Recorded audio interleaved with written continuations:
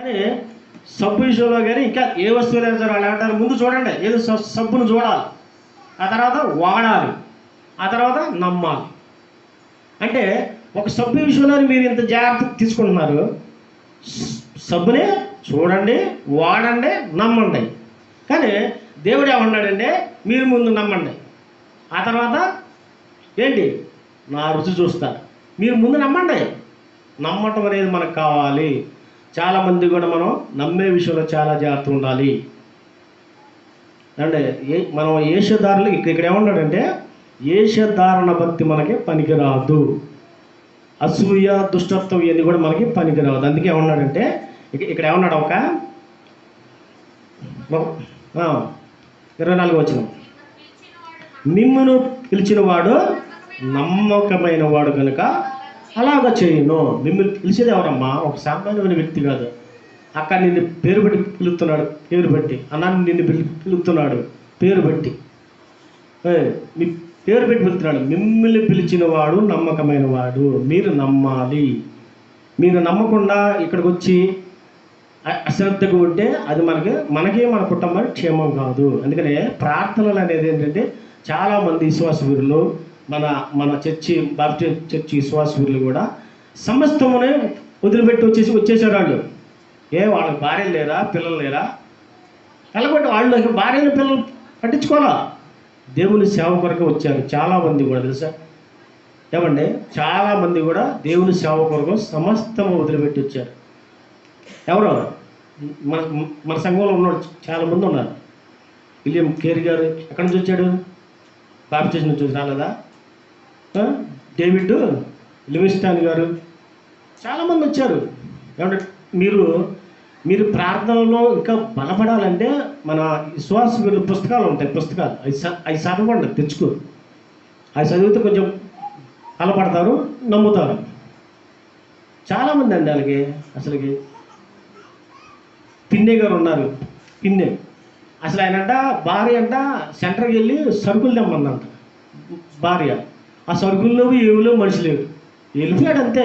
దేవుని దర్శనం వచ్చింది, వెళ్ళిపోయాడు. ఇది కొత్తగా మనం మ్యారేజ్ అయింది దానికి, ఆ ఒక్క విశ్వాస వీరుడికి కొత్తగా మ్యారేజ్ అయింది. ఒక నెల రోజులు కూడా అయిందో తెలవదు. సరుకులుగానే వచ్చాడు బయటికి, దేవుని దర్శనం పొందాడు. సమస్తము వయసులో ఉన్న భార్యను వదిలిపెట్టి సేవకు వచ్చాడు. అలాంటి వాళ్ళండి ఇవాళ నువ్వు నీ కుటుంబం నా కుటుంబం గురించి ప్రార్థన చేయడమే, కానీ ఫలానా స్నేహితుల గురించి నువ్వు ప్రార్థన చేస్తున్నావా? ఫలానా మన బంధువుల గురించి చేస్తున్నావా? దేశం కోసం చేస్తున్నావా? దేశ రక్షణ కోసం చేస్తున్నావా? లేదు, ఇవి ఉండవు. ఎంతవరకు మన కుటుంబం వరకు ప్రార్థన చేయడం. అయ్యా నన్ను నా కుటుంబాన్ని రక్షించు. ఏంటి నిన్ను నీ కుటుంబం పడితే అట్లా ఒక రాజ్యంలో వస్తావా?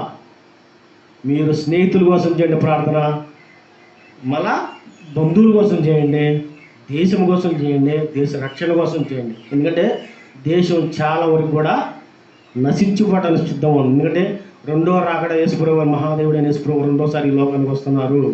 కంపల్సరీగా ఆయన గడియల దగ్గరకు వస్తున్నాయి. మనం చూస్తున్నాం, వర్షాలు వస్తున్నాయి, తుఫాన్లు వస్తున్నాయి, భూకంపాలు వస్తున్నాయి. అక్కడక్కడ ఆయన అన్నారు కదా యేసుప్రభు గారు, నేను వచ్చే ముందు ఇవన్నీ వస్తాయని. మనం ఏం చేయాలి? నమ్మాలి. ఎంతవరకు నమ్మాలంటే మరణ వరకు నమ్మాలి. మనం ఆ నమ్మకం ఉంటేనే మనం ఆయనతో పాటు ఉండగలము. చాలామంది కూడా అవనమ్మకంతో ఉంటే ఆయనతో పాటు రాలేరు. కనుక మనం అందరం కూడా పరలోక రాజ్యం లేదమ్మా చెబుతున్నా. మనిషికి 2 మరణాలు ఉన్నాయి. మనిషికి 2 మరణాలు ఉన్నాయి. ఫస్ట్ మరణం శరీరమే మరణం. ఇది పెద్ద మనమే హింసించదు, ఉండదు. కానీ రెండోసారి చచ్చిపోయిన తర్వాత ఉంటుంది మరణం. అమ్మా, నరకం అనే మరకంలో నేను కాలుతుంటే యేసుప్రభువా అని కేకెత్తుంటావు. నువ్వు తెలుసా?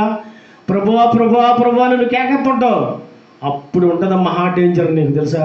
నీకు ఇప్పుడు తెలవదు.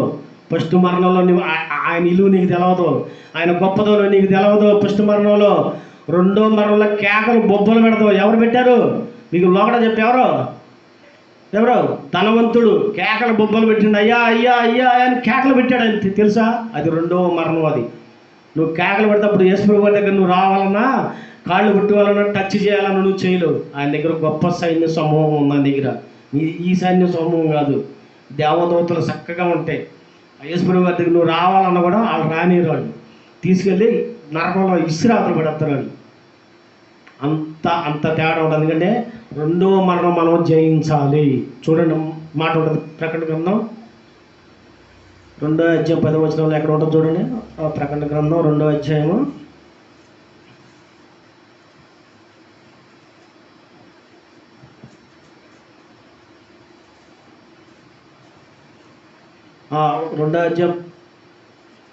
10వ వచనం చదవక, ఇదిగో మీరు శోధింపబడినట్లు అపవాది మీలో కొందరినే చెరల వేయింపబోచున్నాడు.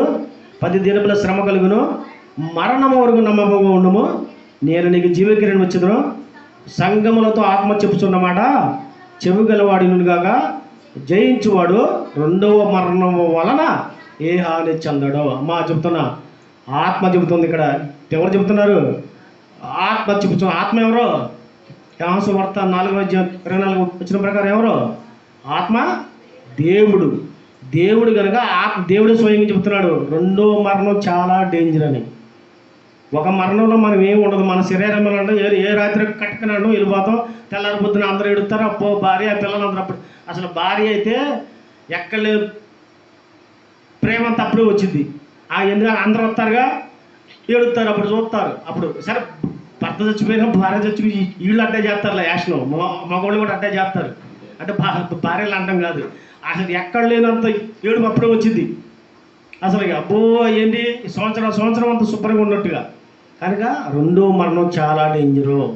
అక్కడ నేను చెబుతున్నాను, అన్నాను చెబుతున్నాను, రెండవ మరణం మనము ఏ హాని చేయకూడదు.